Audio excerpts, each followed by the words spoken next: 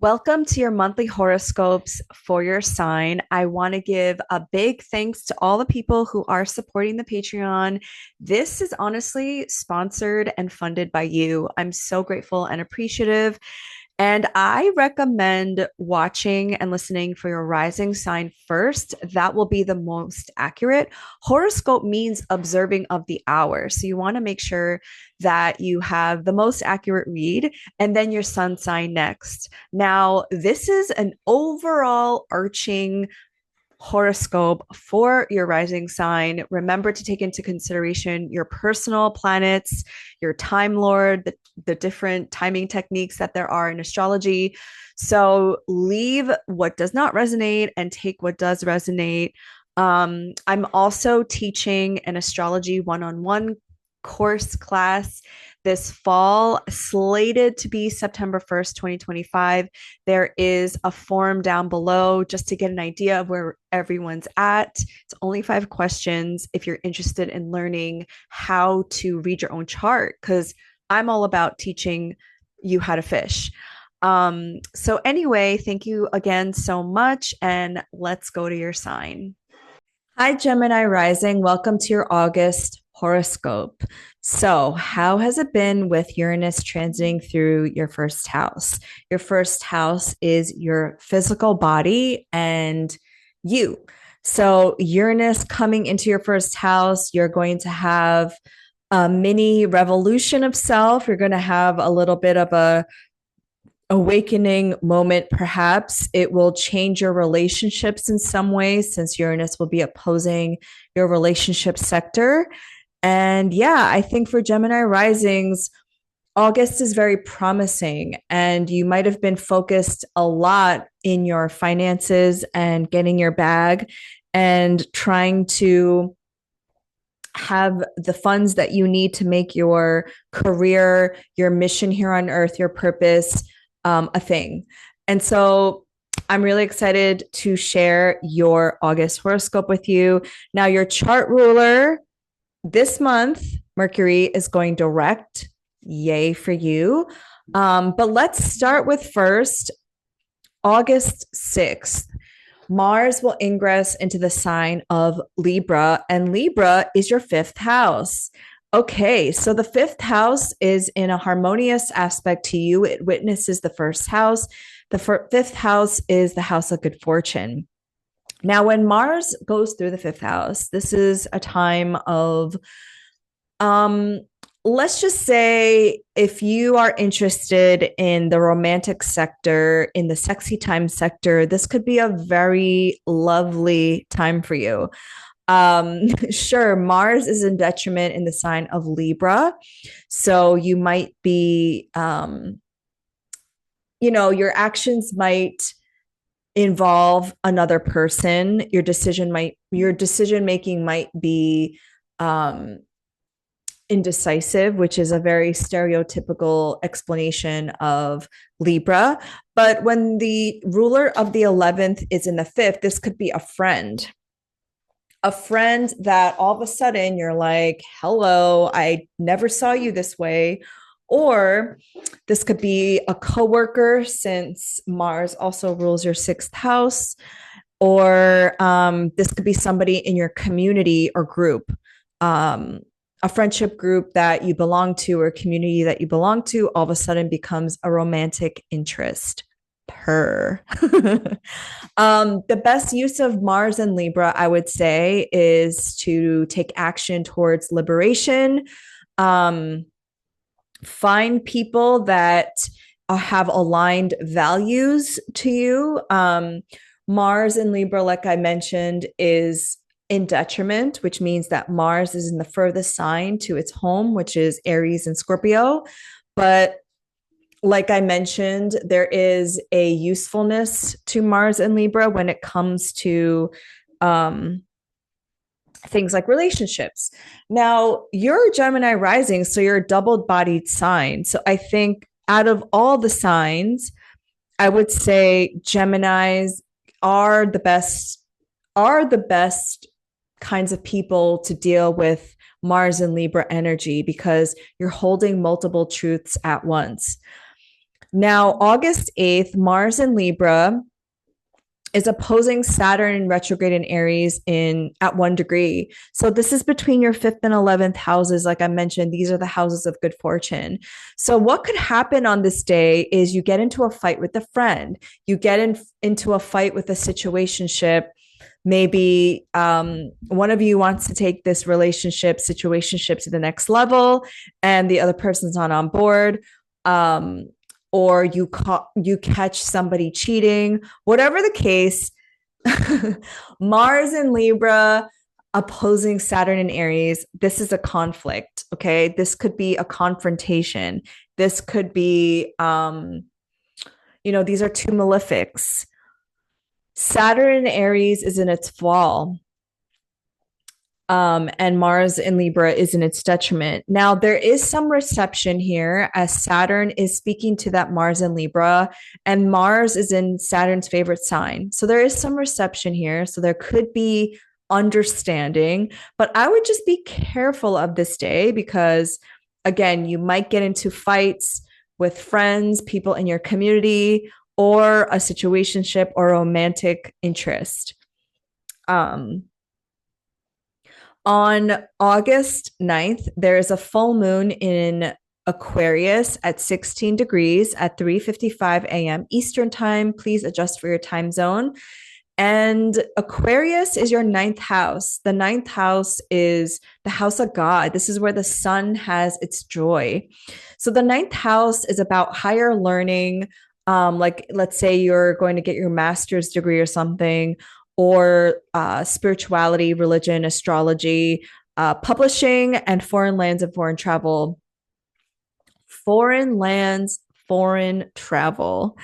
Um, so this is a culmination energy, right? It's a full moon. Think back to January 29th when there was a new moon here at 9 degrees of Aquarius when Saturn was still in the sign of Pisces, your 10th house. So again, like I was saying, Gemini risings are trying to birth something in their career sector. They're trying to be seen, they're trying to be known, right?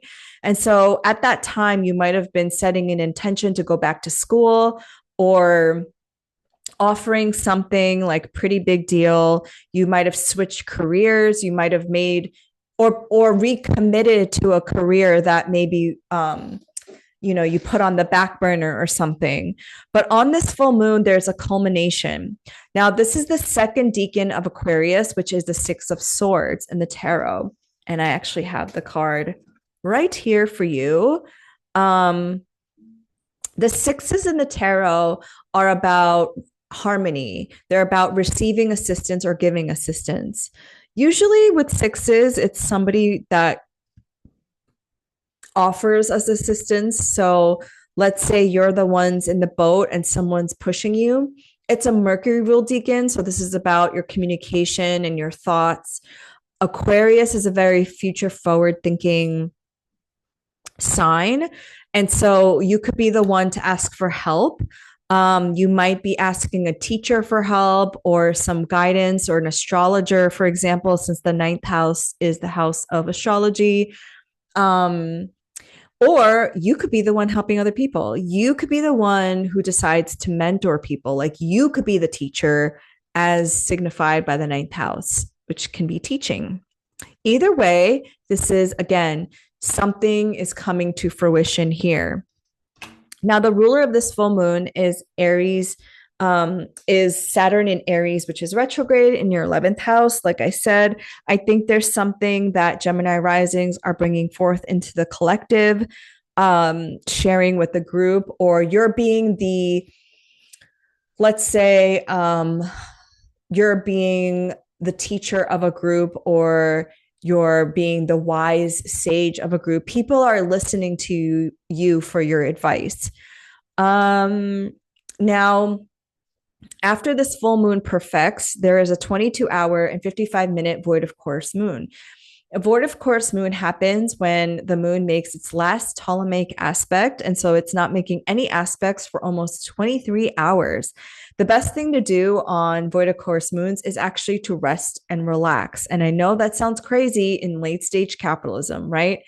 But you don't want to fight against this energy. You don't want to launch something, start something new, when nothing's going to come of it, right?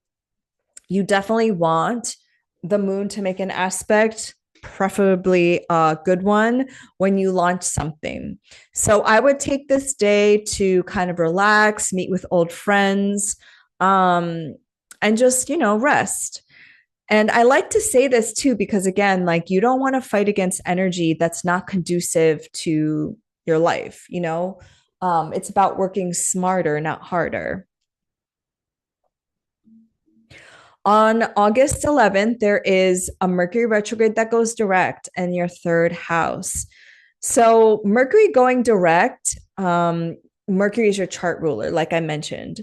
So, Mercury rules you and your Virgo fourth house. So, there might have been stuff going on between you and your family in regards to the third house. This could have been like you standing up for yourself, you speaking your authentic truth, you um being aware of how your family of origin, your ancestors really did do a number on you. And so you were reflecting on the ways in which that now as an adult, you're going to form more boundaries, or you're going to speak more, you're going to speak your truth. You're not going to hold things back. When Mercury's in the third house, it's a very active house, it's a cadent house. So the third house can also be communication, literally, you starting a Substack, you starting a YouTube channel or a podcast or something. The sun is also here too. When the sun is here and the sun is in its domicile in Leo, this is about making your voice and your creative expression be known. You could be a thought leader, And I say this too, because again, Pluto is in your ninth house, Uranus is in your first house, and Mars is in your fifth house. And these are the Dharma houses. These are your air sign houses. This is all about sharing your voice, sharing your thoughts and ideas with the collective, because this is part of your purpose. I mean, you are ruled by Mercury. You are meant to speak, you're meant to write, you're meant to express yourself. So now that Mercury is going direct, now is the time to integrate and put forward towards action steps towards making these things happen for yourself. Please let me know how this manifests for you, because again, the third house is quite literally communication. This could have also dealt with your siblings, as Mercury also rules your fourth house, and the third house is siblings. You might have decided to change neighborhoods or just be more active in your neighborhood. All right, so moving right along, on August 12th, Venus in Cancer will conjunct Jupiter in Cancer at 14 degrees. This is such an auspicious and lucky transit. And for Gemini risings, this might be the financial windfall that you've been waiting for. So back in, when was it? Late December, early 2025, you had Mars going through your second house. So your second house is your house of finances, your own personal resources, and Mars was in fall in Cancer. So you might have lost some money. You might have had to put a lot of money towards building something, and the return on investment wasn't where you thought it would be. Well, I have good news for you, because when the two benefics come together in your financial house, this is very auspicious and amazing. Now, of course, with everything in astrology, you have to take advantage of this. You can't just sit on this expecting something to happen, right? Jupiter rules your 10th house of career and your 7th house of one-on-one partnerships. Venus also rules your 12th house and your 5th house. So it's really about, first of all, I'm a huge believer in casting spells. Do some magic on this day. But also put yourself out there. Tell people what you're working on. Share with people, hey, I'm building this thing. I started to put myself out there and I need your support. I just started doing this. I just started a Patreon and I was like, this is the best way you can support me in my work. And here you are. I'm starting to teach astrology, and that's the best way people can support my work too, in exchange for what I know, my skill sets, right? So I would say Venus and Jupiter here, the two benefics. Jupiter is exalted here in the second house.